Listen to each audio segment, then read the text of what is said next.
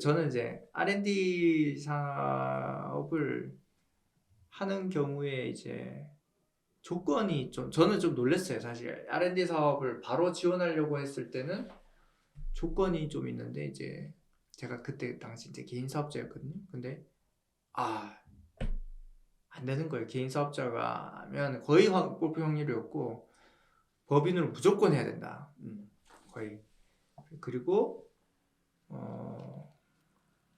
좀 업력 이런 것도 좀 있는 것 같고, 약간 규모도 좀 보는 것 같고. 그래서 R&D 사업은 마치 이제 공고를 보면 어떤 지원 기간이 마치 딱 정해진 것 같은데, 실제로 안에 보면 사업이 많이 있고, 거기에선 뭐 지원 기간 여러 개, 이제 사업 중에 하나 선택해서 거기 기간에 맞는, 지금 자기 기간에 맞는 거 딱 선택하면 되는 것 같더라고요.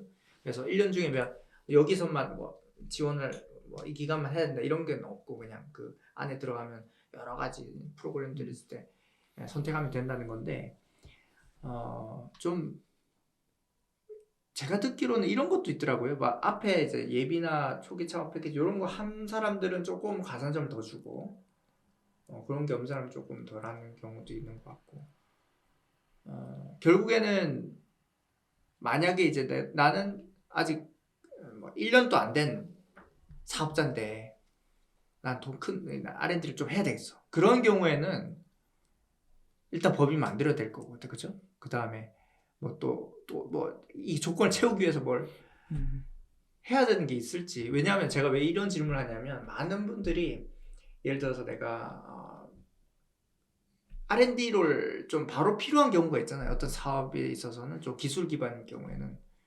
그런 경우는 뭐 어떤 팁이라든지. 참 질문 어렵게 하셨네. 네, 물어보시는 거는 뭔지는 이해를 했어요. 네. 이해를 했는데, 제가 좀 너무 돌려가지고. 일단은 다 포함해서 설명을 조금 네. 드릴게요. 네.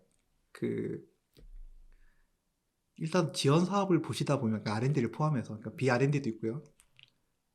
누구나 신청이 가능한 사업이 있고요. 제한을 두는 사업이 있어요. 거의 90%는요, 지정을 해버려요. 그러니까 품목으로 지정을 해버리거나 지원 자격을 제한을 걸어버려요. 근데 그런 사업들을 보면 거의 내정돼 있는 것 같은 느낌이 들어요. 어떤 회사를 대상으로 이미 목표를 해서 이렇게 제시를 한 건지 그런 느낌이 나거든요. 근데 그럴 수밖에 없는 거는 특히 기술 개발하는 R&D는요, 특정 지원 사업을 만들기 전에 몇 년 전부터 기술 수요 조사를 해요. 어떤 R&D를 지원이 좀 좋을까요?를 기업들이나 산업군이 미리 조사를 해요. 향후에 우리나라나 우리 업종들이 이렇게 개발을 하면 좋겠거나 이런 게 우리 국가 기반 사업이 될 것 같으니 이런 거를 개발하면 어떨까요? 라는 거를 미리 몇 년 전부터 조사를 해요. 그러면 이제 그걸 가지고 새로운 사업을 만드는 거예요. 그러면 어떻게 되겠어요? 미리 준비한 회사들은 신청을 할 거고, 준비 안 돼 있는 회사들은 이거 뭐지? 이제 이렇게 되는 거예요. 그래서 느낌상 왠지 미리 뭐 결정하고 기업을 모집하는 느낌? 이렇게 될 수 있거든요. 근데 어쩔 수 없어요. R&D를 왜냐하면 그런 정도의 수준이나 준비가 안 돼 있는 기업들은 들어와 봐야 제대로 개발도 안 될 뿐더러 의미가 별로 없거든요. 그래서 R&D는 일부 자유 공모로 할 수 있는 사업 외에는요, 거의 다 그렇다고 보셔야 돼요. 그리고 창업 같은 일부 지원 사업들도 보면 예전에는 자유 공모로 다 거의 풀었는데 가면 갈수록 이제 걸어요. 예를 들어 4차 산업 혁명에 관련된 분야만 들어온다고 하거나, 아니면 무슨 특정 뭐 여성이면 여성 기업만 들어오라고 하거나 이런 식으로 이제 제한을 걸는 경우가 생기거든요. 이제 그렇게 가르겠다는 거예요. 왜냐하면 자유 공모를 하는 기업들이 물론 좋은 기업들도 들어오게 하는데 상당수는 평가가 아깝다 이런 기업들도 많아요.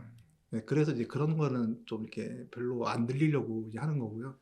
이제 어느 정도 이제 준비된 기업들이 이제 신청하세요 라는 식으로 계속 이제 사업들을 이제 만들고 있는 거죠. 그래서 트렌드로 봤을 때는 계속 그렇게 갈 것 같고요.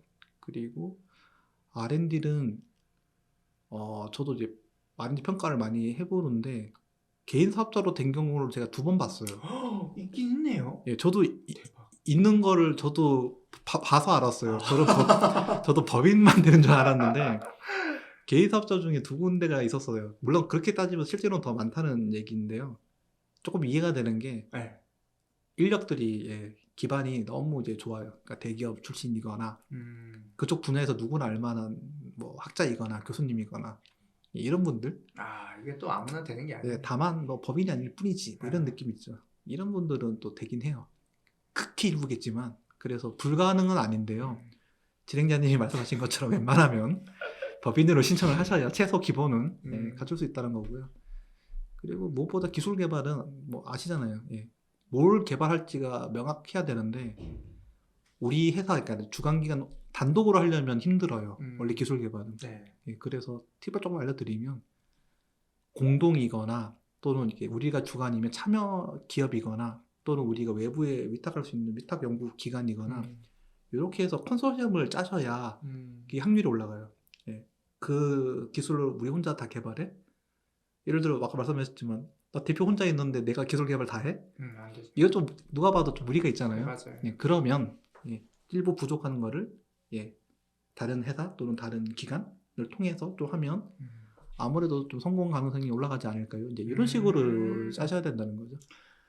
짤 때부터 일단 뭐 이제 컨소시엄을 좀 생각하고 이제 자기 기반 좀 없는 경우에. 네.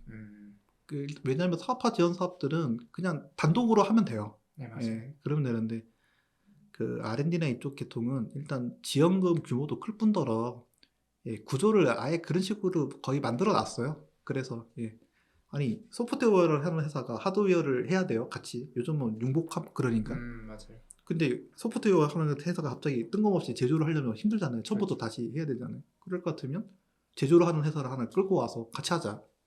이런 게 오히려 타당하다는 거죠, 사업적으로.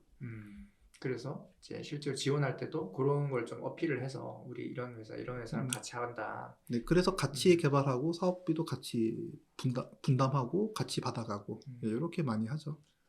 그러려면 미리 사전에 대표님이 영향력이 좋으셔서 잘 이렇게 파트너들을 섭외를 해야 되죠. 그런 과정이 미리 좀 준비가 돼야 됩니다. 그래서 사실 업력은 크게 중요하지 않을 수 있고 어떻게 보면. 그죠. 뭐 필요가 또 하겠지만 당연히 뭐 좀 이 기업이 진짜로 이 R&D를 할 수 있을까 없을까에 대한 어떤 자격을 논하는 거니까. 그렇지만 좀 컨소시엄이라든지 이런 걸 통해서 좀 그런 부족한 부분들을 채울 수 있고 그러면 이제 확률이 조금씩 높아가는 거고 개인 사업자라고 해서 완전 불가능한 건 아니고 어느 정도 증명이 되면 그것도 가능성이 있다 얘기로 마무리가 되면 될 것 같습니다. 일단 너무 오늘 제가 이 정도로 질문이 다 끝난 것 같고요. 오늘 함께 해주셔서 너무 감사하고 저희들 또 계속 그 와이저 계속 지켜봐 주시면서 댓글도 좀 달아주시고 그 댓글에 되게 대댓글 네, 그래서 오늘은 여기까지 하고 또 다음 기회에 뵙도록 하겠습니다. 수고하셨습니다. 네, 수고 많으셨습니다. 네. 감사합니다. 네.